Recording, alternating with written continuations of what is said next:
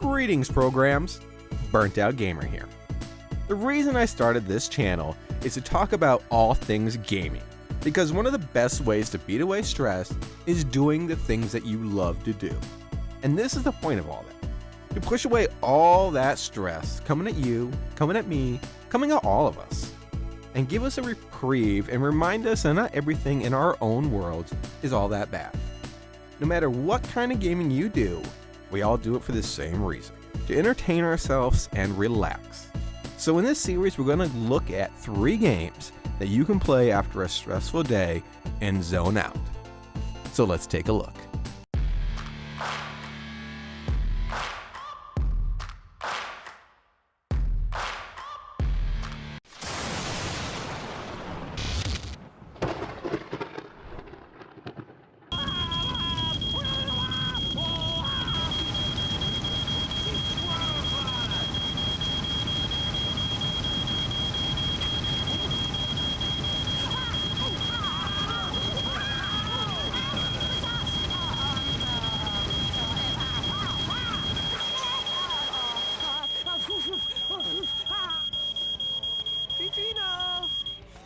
Random catastrophes aside, first up to help you forget about that shitty day, The Sims. Because what better way to forget your day than to have the perfect one in Simland? You can pretty much take your pick on what you want to play on, PC being the biggest. But this version is on the original GameCube, and I think it's probably been released in some form or another on pretty much everything since.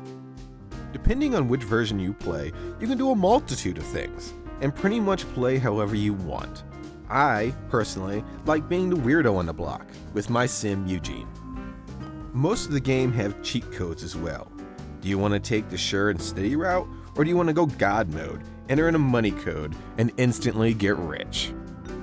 Because really, The Sims is all about options and choices. Are you single in a small place always tending your garden? A married couple with several kids? A goth with a bunch of tombstones in your backyard? It's all there for you to choose. You have to maintain your Sims though, feeding them, giving them things to do, generally just keeping them happy and content. If your Sim comfort level drops too low, they may refuse to do things and just choose to mope around instead. The more you teach your Sims, the more they grow and develop. And for the most part, the Sims will take care of themselves, but you must help guide them. They'll eat, they'll bathe, they'll do what's needed, but they aren't the best at prioritizing and definitely need your assistance. The Sims first hit the gaming world in 2000, and since then have received widespread critical acclaim from numerous sources. If you're feeling that gaming bug and want to just relax and go on auto mode, The Sims is perfect for you.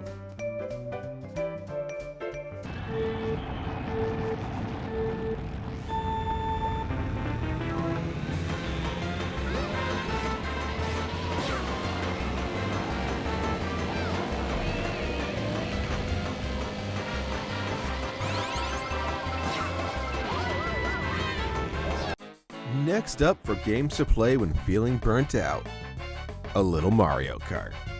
For this inclusion, I've chosen Mario Kart Double Dash because it's my personal favorite.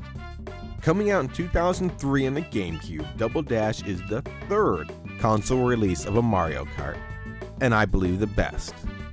The big play mechanic here is the tag team system and choosing 2 racers for your kart. There are 20 characters to choose, from the super lightweight racers that take off real quick but get bounced around like a ping pong, or chunky boys that start off slow and act as a freight train once they get going.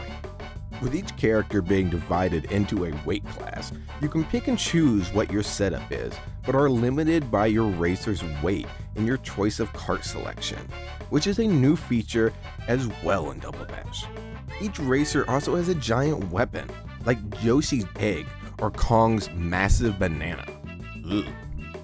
This adds to the complexity of the game drastically, so you should definitely take a second when picking who you want. Interesting enough, the special item feature has never been repeated since in a Mario Kart.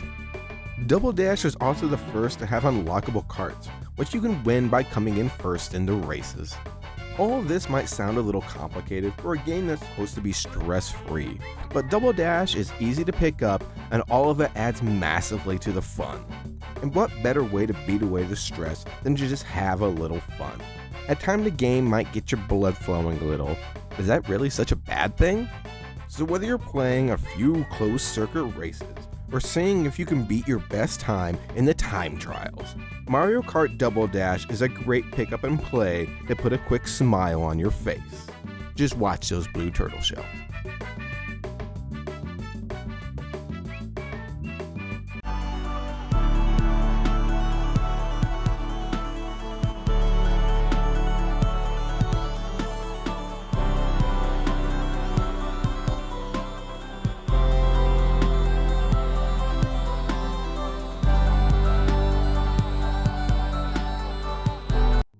Rounding out our list of stress-free games, Minecraft, the ultimate way to forget that awful day and just zone out. Being fully released in 2011, Minecraft quickly became the best-selling video game of all time. To this day, it's sold around 250 million copies and has been ported to pretty much everything since. There are several game modes in Minecraft, like hardcore and survival, but we're not going to worry about survival because modes like that are a bit stressful and can be a bit of work. No, we're going to be talking about creative. In creative, you get unlimited resources and the ability to fly, and the only real limit you have is your imagination. Well, and time, because you'll be surprised how time flies when you're playing it. You have ultimate freedom, and what's better than that? Finding a cool spot and then building whatever comes in mind. If you've never played it, you'll realize why Minecraft is so popular. There's no real ending in Minecraft. You're just there to do as your heart's desire. And the world is so vast, you'll never run out of room. Ever. If you're wanting to play something and you have next to no energy and no mental space to be able to put much thought into anything, then Minecraft is always there for you. So there you go, programs. 3 stress-free games you can play on the gaming grid when you're feeling burnt out. If you enjoyed the video, please force push that like button, ring the bell, and remember, even when things are down, do your very best to be excellent to everyone.